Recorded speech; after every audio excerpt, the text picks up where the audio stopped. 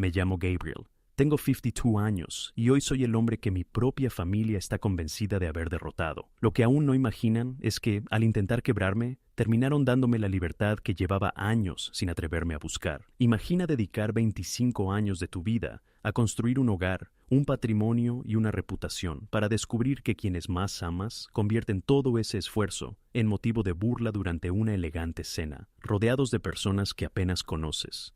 Mi propia hija me sostuvo la mirada y, con una sonrisa perfectamente calculada, decidió ridiculizarme para impresionar a su nueva familia política. Pero lo que más me dolió no fueron sus palabras. Fue escuchar la risa de mi esposa. Una risa breve, fría y suficiente para hacerme entender que, para ellas, yo ya no era el hombre que había levantado aquella familia. Me habían reducido al papel de alguien que solo debía resolver problemas y aportar dinero. Mientras las copas de vino brillaban sobre la mesa y el silencio se apoderaba de mí, comprendí algo que jamás había querido aceptar. La lealtad desaparece cuando deja de ser conveniente para ciertas personas. No levanté la voz, no golpeé la mesa, ni siquiera pedí explicaciones. Permanecí en silencio, observando cómo disfrutaban de aquel momento, guardando cada palabra en un rincón del que nunca volvería a salir. Ellas estaban convencidas de que yo era el más débil de todos. Creían que seguiría aceptando cualquier desprecio con tal de conservar un poco de cariño. Se equivocaban por completo. Para entender cómo llegamos a esa noche, primero hay que conocer al hombre que fui antes de convertirme en el blanco de sus comentarios. Durante más de 20 años mi vida estuvo marcada por el esfuerzo constante. Nunca fui alguien de grandes discursos ni de promesas vacías. Siempre preferí demostrar las cosas con hechos. Levanté mi empresa de suministros industriales desde cero. Pasaba hasta 16 horas al día trabajando. Muchas veces almorzaba dentro de una vieja camioneta mientras seguía recorriendo clientes. Mis manos estaban llenas de grasa y mis rodillas empezaban a sentir el paso del tiempo, pero seguía adelante porque tenía claro para quién hacía todo aquello. Esos motivos tenían nombre: Lucía, mi hija, y Carmen, mi esposa. Durante mucho tiempo creí, con la ingenuidad de quien solo quiere proteger a los suyos, que proveer era la mayor demostración de amor. Pensaba que, si ellas vivían en la mejor casa del barrio, cambiaban de automóvil cada pocos años y viajaban por Europa con frecuencia, jamás dudarían del lugar que ocupaba en sus vidas. Qué lejos estaba de la realidad. Lucía creció rodeada de oportunidades que yo nunca tuve. Estudió en excelentes colegios y siempre vivió dentro de una comodidad que yo mismo construí para ella. Nunca conoció la escasez, y quizá ese fue mi mayor error. Hice que el dinero apareciera en su vida con tanta facilidad que nunca llegó a imaginar el sacrificio necesario para conseguirlo. Carmen, por su parte, terminó acostumbrándose al ambiente de la alta sociedad local. Dominaba a la perfección la organización de eventos, las reuniones benéficas y las cenas impecables, donde todo debía verse perfecto. Mientras tanto, yo seguía siendo el motor silencioso de aquella vida. Regresaba tarde a casa, agotado, con el olor del trabajo todavía impregnado en la ropa. Ellas apenas levantaban la vista para saludarme, antes de continuar con sus conversaciones, sus teléfonos o sus planes. Y aún así me sentía orgulloso. Cada vez que me miraba al espejo, veía a un hombre exitoso porque mi familia nunca había pasado necesidades. Lo que no veía era que, poco a poco, estaba dejando de ser una persona para convertirme, a sus ojos, en algo útil pero completamente reemplazable. Hace aproximadamente un año, Lucía comenzó una relación con su prometido, Mateo. Provenía de una familia acomodada, de esas que heredan prestigio y suelen mirar por encima del hombro a quienes han construido todo con esfuerzo. Desde nuestro primer encuentro noté su actitud. Me observaba como si yo fuera un extraño dentro de mi propia casa. Lo más difícil fue comprobar que Carmen, en lugar de respaldarme, empezó a adoptar esa misma forma de pensar. Comenzó a corregir mi manera de hablar, a pedirme que evitara mencionar mi trabajo durante las reuniones, porque, según ella, no resultaba apropiado para ese ambiente. Incluso insistía en que comprara trajes cada vez más caros para no desentonar con los padres de Mateo. Yo aceptaba todo. Lo hacía porque quería ver feliz a mi hija, porque creía que apoyar su futuro significaba hacer cualquier sacrificio. Sin darme cuenta, fui desapareciendo dentro de mi propia familia. Pensaba que el respeto seguía existiendo, aunque ya casi nadie lo demostrara. Los meses previos a la boda cambiaron completamente el ambiente de la casa. Las reuniones familiares dejaron de sentirse como encuentros y empezaron a convertirse en espacios donde yo apenas tenía lugar. Las conversaciones giraban alrededor de inversiones internacionales, clubes exclusivos y personas que jamás había conocido. Algunas veces intentaba aportar mi experiencia empresarial, pero bastaba una mirada incómoda de Carmen o un gesto de impaciencia de Lucía para que entendiera que preferían que guardara silencio. «Papá, esas cosas ya funcionan de otra manera», repetía Lucía con una seguridad que dolía más de lo que ella imaginaba. Así que dejé de intervenir. Con el paso del tiempo comprendí que mi presencia les resultaba incómoda. Yo representaba el origen de todo lo que tenían. Les recordaba que aquella vida no había nacido de un apellido prestigioso, sino del trabajo constante de un hombre que nunca tuvo miedo de ensuciarse las manos. El día de aquella cena había un ambiente extraño, aunque en ese momento no fui capaz de interpretarlo. Era la presentación oficial ante la familia más amplia de Mateo. Yo había pagado absolutamente todo, el servicio de catering, los vinos de colección e incluso el personal adicional que atendería a los invitados. Me puse el traje que Carmen había elegido para mí, ocupé el lugar que me indicaron y asumí, una vez más, el papel de anfitrión silencioso. Paradójicamente, me sentía como un invitado dentro de mi propia casa. Miré a Carmen, elegante con su vestido de diseñador, conversando alegremente con la madre de Mateo. Durante unos segundos pensé que todos aquellos años de esfuerzo finalmente habían valido la pena. Pero entonces la conversación cambió de rumbo. Uno de los tíos de Mateo, un hombre que disfrutaba demostrando superioridad, sonrió con ironía y me preguntó si era cierto que mi empresa había comenzado cuando yo trabajaba cargando mercancías en un muelle. El silencio que invadió la mesa fue la señal de que algo estaba a punto de cambiar para siempre. Miré a Sofía esperando que fuera ella quien pusiera fin a aquella situación. Esperaba que recordara de dónde había salido todo lo que disfrutaba, que sintiera orgullo por el camino que habíamos recorrido. En cambio, recibí una respuesta que cambió mi vida para siempre. El silencio alrededor de la mesa era tan intenso que parecía detener el tiempo. Observé a mi hija con la esperanza de que dijera algo en mi favor, de que recordara las noches sin dormir para pagar sus estudios, sus viajes y cada oportunidad que había tenido. Pero Sofía no dijo una sola palabra para defenderme. Se inclinó hacia adelante, soltó una risa contenida y miró al tío de Álvaro con una complicidad que me dejó sin aliento. «No le preguntes eso a mi papá», comentó entre risas. Todavía recuerda aquellos tiempos en los que llevaba camisas de franela y pasaba el día trabajando entre máquinas. Creo que incluso echa de menos aquella vieja camioneta, más que nuestras reuniones familiares. Siempre ha sido un hombre de gustos muy sencillos. Las risas se extendieron por toda la mesa. Los padres de Álvaro intercambiaron miradas de satisfacción, como si acabaran de confirmar todo lo que pensaban sobre mí. Para ellos, yo era simplemente el hombre que financiaba aquella vida sin pertenecer realmente a ese mundo. Entonces busqué a Isabel. Después de 25 años juntos, esperaba encontrar en ella un gesto de apoyo. Ella conocía perfectamente cada sacrificio, cada invierno difícil y cada jornada interminable que me había llevado hasta allí. Pero tampoco hizo nada para detener aquello. Sonrió, levantó su copa y añadió con absoluta naturalidad: «La verdad es que todavía tengo que recordarle que ya no vive rodeado de herramientas y almacenes. Héctor sigue siendo muy tradicional. A veces pienso que todavía le cuesta adaptarse a este tipo de reuniones». Sentí como un frío profundo recorría todo mi cuerpo. No era una reacción impulsiva ni una explosión de enojo.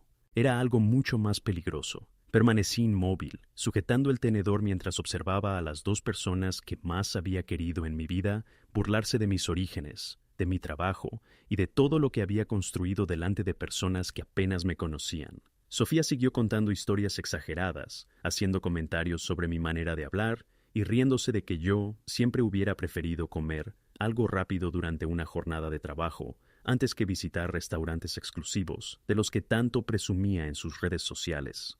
Álvaro le sostuvo la mano mientras reía junto a los demás. Luego me dirigió una mirada cargada de una falsa compasión, que resultó incluso más ofensiva que las bromas. Ellas no eran conscientes de lo que realmente estaba ocurriendo. No estaban rompiendo mis sentimientos. Estaban destruyendo el vínculo invisible que durante tantos años nos había mantenido unidos.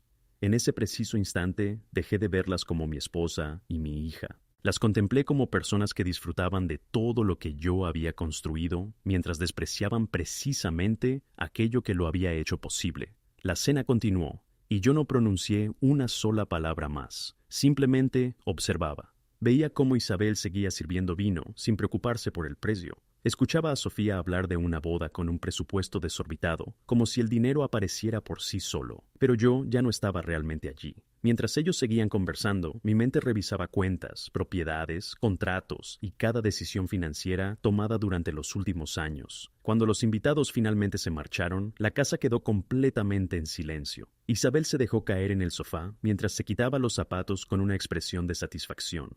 Todo salió perfecto, Héctor. Los padres de Álvaro quedaron encantados, aunque podrías haber sonreído un poco más. Parecías demasiado serio. Sofía apenas levantó la vista del teléfono. Papá, no exageres. Solo eran bromas para hacer el ambiente más relajado. Ellos tienen otra forma de ver las cosas. No te lo tomes tan personal. Permanecí de pie en medio del salón, bajo la lámpara de cristal que años atrás había representado meses enteros de esfuerzo. Las observé con una tranquilidad que habría debido preocuparlas. Sin embargo, estaban demasiado ocupadas admirando su propia imagen. Ahora lo entiendo todo, dije con voz serena. Entiendo que para ustedes soy únicamente el hombre que paga las cuentas, el personaje del que pueden reírse cuando les conviene. Isabel suspiró con evidente impaciencia. Sofía negó con la cabeza. Por favor, no empieces otra vez con ese discurso. Es agotador. Aquellas palabras terminaron de confirmar lo que ya había comprendido. Seguía estando en mi propia casa, pero ya no pertenecía a ella. Habían decidido que mi único papel consistía en mantener el estilo de vida que disfrutaban, mientras ocultaban con vergüenza el origen de todo aquello. La indignación dejó paso a una determinación absoluta. Esa misma noche, mientras ellas dormían pensando en la boda y en los planes que todavía querían cumplir, entré en mi despacho y empecé a reorganizar cada pieza de mi vida. No habría discusiones, no habría escenas, tampoco habría reconciliaciones, solo decisiones. A la mañana siguiente me desperté antes del amanecer, como tantas veces había hecho cuando todavía luchaba por sacar adelante mi empresa. Entré en el despacho y observé las fotografías familiares colgadas en las paredes. Sonrisas durante vacaciones, celebraciones y viajes financiados con incontables horas de trabajo. Por primera vez, aquellas imágenes no despertaban ningún sentimiento. Mi decisión no nació de un impulso. Fue el resultado de analizar con absoluta frialdad todo lo que había construido. Si ellas me veían únicamente como alguien que financiaba sus vidas, había llegado el momento de dejar de hacerlo. La primera llamada fue para Fernando, mi abogado, y el único amigo que había permanecido a mi lado durante más de 30 años. Fernando conocía mi historia desde el principio. Cuando terminé de contarle lo ocurrido durante la cena, permaneció varios segundos en silencio. «Héctor», dijo finalmente con tono serio, «si das este paso, ya no habrá marcha atrás». Respondí sin vacilar. Ellas rompieron algo mucho antes de esta llamada. Yo solo voy a aceptar la realidad que ellas mismas eligieron. Durante las semanas siguientes comenzamos a reorganizar cada detalle con absoluta discreción. Nadie sospechaba que el tablero ya había empezado a cambiar. La empresa que Claudia solía llamar, con desprecio, ese viejo taller, seguía estando a mi nombre. Sin embargo, buena parte de los bienes y del patrimonio estaban protegidos mediante estructuras legales que yo mismo había creado muchos años atrás, pensando en el bienestar de mi familia. ¡Qué ironía! Comencé el proceso para reorganizar todos esos activos. Oficialmente se trataba de una reestructuración empresarial, debido a una supuesta caída en el rendimiento del negocio. Mientras tanto, trasladé parte del capital hacia una nueva sociedad ubicada en el extranjero, una operación completamente desconocida para Beatriz y Claudia. Ellas no sospechaban absolutamente nada. En casa seguí interpretando el mismo papel de siempre. Las dejé continuar con la organización de aquella boda, cuyo presupuesto no dejaba de crecer. Las veía regresar cargadas de bolsas de boutiques exclusivas. Escuchaba a Beatriz hablar durante horas con la organizadora del evento sobre decoraciones, flores y detalles, cuyo costo habría parecido impensable para cualquier trabajador común. Claudia seguía pidiéndome nuevas transferencias para vestidos, accesorios y otros preparativos. Yo sonreía, asentía y autorizaba cada pago desde una cuenta que pronto dejaría de existir tal y como ellas la conocían. Me convertí en el mejor actor de mi propia historia. Escuchaba sus comentarios sobre mi forma de vestir, soportaba sus críticas disfrazadas de bromas y fingía que nada había cambiado. Mientras ellas hablaban, yo simplemente contaba los días. Mi estrategia era sencilla. El desenlace debía producirse cuando su confianza fuera absoluta. Durante ese tiempo contraté a un investigador privado. Lo que descubrió terminó de despejar cualquier duda. La familia de Diego proyectaba una imagen de gran prosperidad, pero la realidad era muy distinta. Gran parte de sus planes dependían de la unión económica que esperaban conseguir tras la boda y del acceso al patrimonio que suponían que algún día administraría mi hija.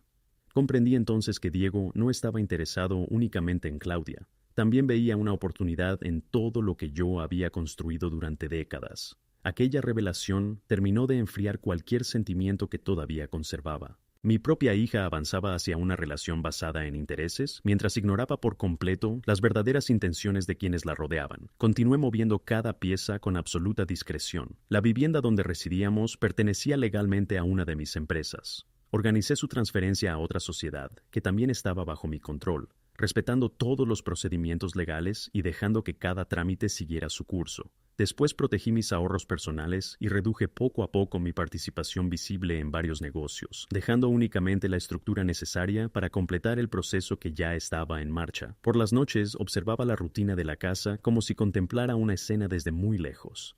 Beatriz comentaba la admiración que despertaría la celebración entre sus amistades. Claudia se quejaba de que el automóvil que le había regalado ya no le parecía suficiente y hablaba de cambiarlo antes del viaje de luna de miel. Las escuchaba sin interrumpirlas. Sentía una mezcla difícil de describir. Había orgullo por todo lo que alguna vez construí, pero también una enorme decepción al comprobar en qué se habían convertido. Comprendí que parte de aquella actitud también era consecuencia de mis propios errores. Durante años confundí el amor con la comodidad y el silencio con la armonía. Una noche, mientras Claudia revisaba un catálogo de joyas, levantó la vista con evidente impaciencia. «¿Papá? ¿Me estás escuchando?», le respondí con una ligera sonrisa. «Claro que sí. Solo estaba pensando en que muy pronto muchas cosas van a cambiar. Será un momento que nadie olvidará». Ella sonrió convencida de que hablaba de algún regalo especial para la boda. No imaginaba que la verdadera sorpresa sería muy diferente. Mientras tanto, preparé toda la documentación necesaria para iniciar el proceso de divorcio. El acuerdo firmado muchos años atrás, cuando apenas empezábamos nuestra vida juntos, seguía plenamente vigente. Todo quedó organizado conforme a lo establecido en ese documento. Después, solo quedaba esperar. Esperé a que finalizaran los pagos principales del evento.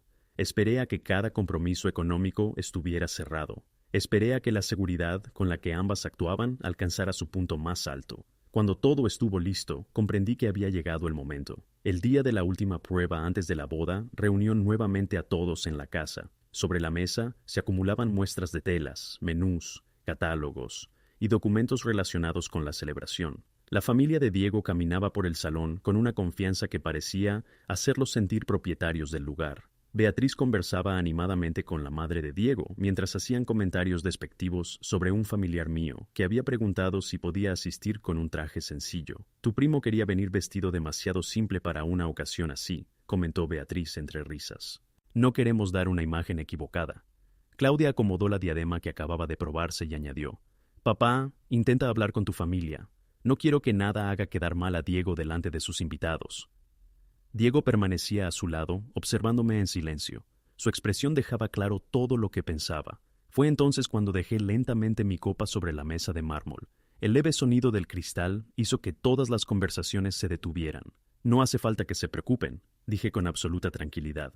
«Nadie va a causarles ningún problema durante la boda». Hice una breve pausa. «Porque esa boda no va a celebrarse». El silencio fue inmediato. Beatriz frunció el ceño convencida de que se trataba de una ocurrencia sin sentido. «Raúl, deja esas bromas». Pero mi expresión permaneció completamente serena. Saqué un sobre de mi chaqueta y lo coloqué sobre la mesa, justo encima del catálogo que Claudia estaba revisando. Dentro estaban todas las notificaciones legales. «He iniciado el proceso de divorcio, Beatriz». Continué hablando sin alterar el tono de mi voz. «También he reorganizado todas las estructuras patrimoniales que sostenían esta casa y las cuentas asociadas. Las miré directamente. A partir de mañana, los medios de pago que utilizan dejarán de funcionar. Además, esta propiedad ya tiene un nuevo propietario y la entrega está programada dentro de 2 días». Claudia abrió los ojos con incredulidad y dejó escapar una risa nerviosa. «Papá, basta. Es mi boda. No puedes hacer algo así». Me puse de pie lentamente. Por primera vez en muchos años, sentí que el peso que había cargado durante décadas empezaba a desaparecer. «Tú dijiste que era un hombre sencillo, Marina, que olía al trabajo y que nunca encajaría en el mundo que tanto admirabas». La miré con absoluta serenidad. «Tenías razón, Precisamente por eso he decidido volver a ser quien siempre fui. Hice una breve pausa antes de continuar. He reorganizado todos mis activos y ahora pertenecen a una estructura en la que ustedes no tienen ninguna participación. Ese hombre al que veían únicamente como quien resolvía todos los problemas, ya no seguirá financiando una vida basada en el desprecio. Laura se levantó de inmediato. Su rostro había perdido completamente el color. Has perdido la razón. Soy tu esposa. Tengo derecho a todo lo que hemos construido. Por primera vez en muchos meses sonreí. Era una sonrisa tranquila, sin rencor. Revisa el acuerdo que firmamos hace 25 años, Laura. El mismo documento que entonces considerabas una simple formalidad. Mi voz permanecía firme. Todo está establecido allí. Recibirás exactamente lo que corresponde según ese acuerdo. Nada más.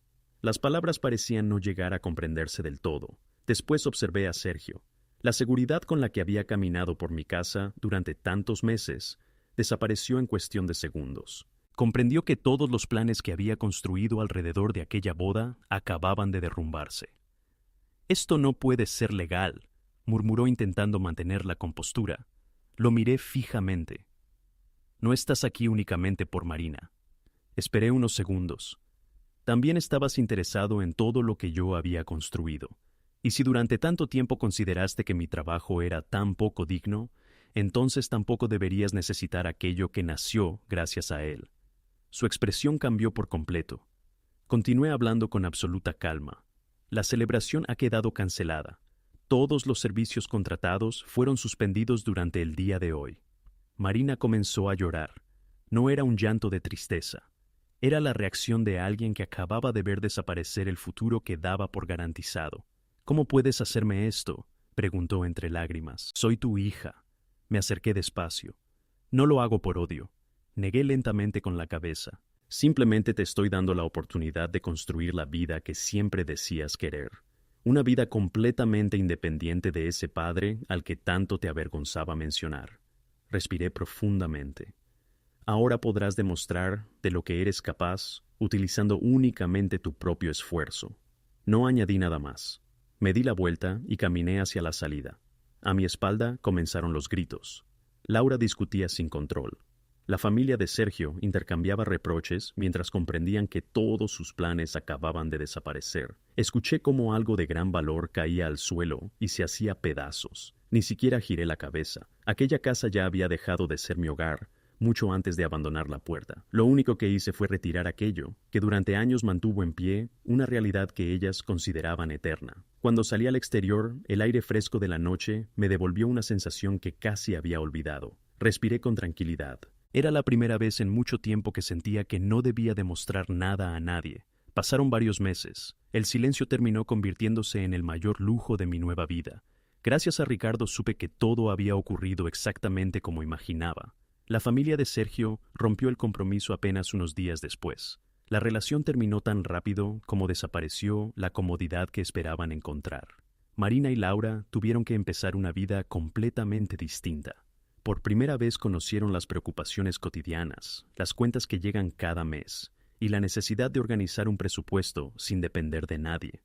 También supe que Laura intentó recuperar el contacto con varias amistades que durante años habían compartido su mismo estilo de vida. Muchas de esas personas simplemente dejaron de responder. En ciertos ambientes, el interés suele durar exactamente lo mismo que el prestigio. No sentí satisfacción por lo que estaban viviendo, pero tampoco experimenté culpa. Lo único que encontré fue una paz que llevaba demasiado tiempo buscando. Conservé únicamente aquello que necesitaba para vivir tranquilo. Abandoné los trajes elegantes que nunca elegía por gusto. Volví a vestir como siempre me había sentido cómodo. Regresé a conducir mi propia camioneta y a disfrutar de una vida sencilla, sin preocuparme por la opinión de quienes confundían la apariencia con el verdadero valor de una persona. Comprendí una lección que jamás olvidaré. El respeto no puede comprarse. Tampoco aparece automáticamente por compartir un apellido o una misma sangre.